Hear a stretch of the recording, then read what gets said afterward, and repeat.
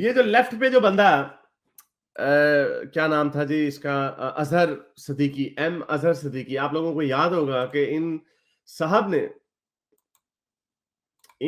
ने जब सलमान रुश्दी के ऊपर हमला हुआ था, तो इन्होंने एक ट्वीट की और उस ट्वीट के पीछे पड़ा, फिर मैंने वीडियो भी, वो ट्वीट उतर भी गई और फिर उसके ऊपर वीडियो भी 1-2 बनाई। तो एनीवे, तो ये इनकी ट्वीट थी। पाकिस्तान के बहुत बड़े अपनी तरफ से लॉयर हैं और इनकी प्रोफाइल के ऊपर क्या लिखा हुआ है ज़रा देखिए? Human rights activist. वाह! Human rights activist. अच्छा, तो ह्यूमन राइट्स एक्टिविस्ट साहब क्या कहते हैं? ये वो आदमी जिसने एक निहत्थे बूढ़े आदमी के ऊपर कातलाना हमला करने की कोशिश की, सलमान रुश्दी के ऊपर, तो इसको ग्लोरीफाई कर रहा है मजहर सिद्दीकी। क्या कहता है? अंग्रेज जज के सामने एतराफ करते हुए गाजी ने कहा कि 3 साल से मैं सलमान रुश्दी की तलाश में था कि कोई मौका मिल जाए तो उसकी गर्दन उड़ा दूं। जब गाजी से जज ने कहा गर्दन नीचे करके बात करे, तो गाजी ने जवाब दिया, मुसलमान ने कभी गर्दन झुकाना नहीं सीखा, आप अपना फैसला सुनाएं। अल्लाह अकबर। तो ये ग्लोरीफाई कर रहा है एक कातिल को, और हालांकि मजे की बात है, ये झूठ है, बिल्कुल झूठ। कोई इसकी वो वीडियो मैंने दिखाई थी स्काई न्यूज की, कुछ भी नहीं बोला इसने, चुप करके गर्दन नीचे करके खड़ा हुआ था और ये ऊपर करके ही देख रहा था, क्योंकि जज की जो पेडिस्टल होता है वो ऊपर होता है। खैर एनीवे, इसको तो पता ही, अहमद सिद्दीकी को पता होना चाहिए या नहीं होना चाहिए। तो बहरहाल ये मुझे ट्विटर स्पेस के ऊपर नजर आया, एक किसी ट्विटर स्पेस के ऊपर बैठे हुए थे, तो मैंने चढ़ाई कर दी।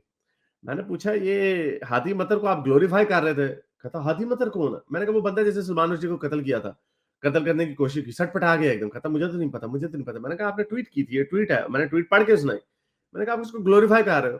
तो सटपटा गया एकदम से, उसको याद भी नहीं और मानता भी नहीं।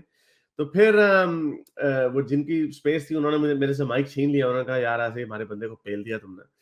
तो कोई जवाब नहीं था। तो फिर एंड में कहता क्या, एंड में कहता कि जिन लोगों को हिस्ट्री का कोई लेसन ना हो, वो ऐसी बातें करते हैं।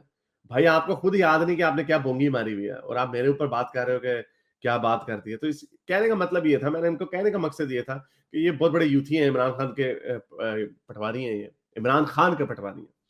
तो ये साहब जी, इस मजहब को लोग इस्तेमाल करते हैं, इस क्योंकि सलमान रुश्दी के ऊपर हमला हुआ, हालांकि मैंने उसको ये याद भी करवाया, मैं बड़ा चालाक था, मैंने बड़ी चालाकी से याद, मैंने कहा, आपके तो अपने लीडर खान साहब ने भी इसको कंडेम, इस अटैक को किया, तो आप इसको ग्लोरीफाई क्यों कर रहे थे? तो और अभी बात अगर आगे थोड़ी चलती तो मैं कहता, आपने ट्वीट डिलीट कर दी, यानी अपने इस बयान से दस्तबरदार हो गए, क्योंकि ट्विटर आपको या तो अपील का मौका देता है या कहता है कि इस ट्वीट को डिलीट कर दो, तो हम आपका अकाउंट रिस्टोर कर देते। तो इन्होंने 1 मिनट में ट्वीट डिलीट कर दी, क्योंकि इन्होंने अपना ट्विटर को यूज करना था। तो ये इस किस्म के लोग हैं जिनके कोई एथिक्स नहीं है, जिनके कोई असूल नहीं है।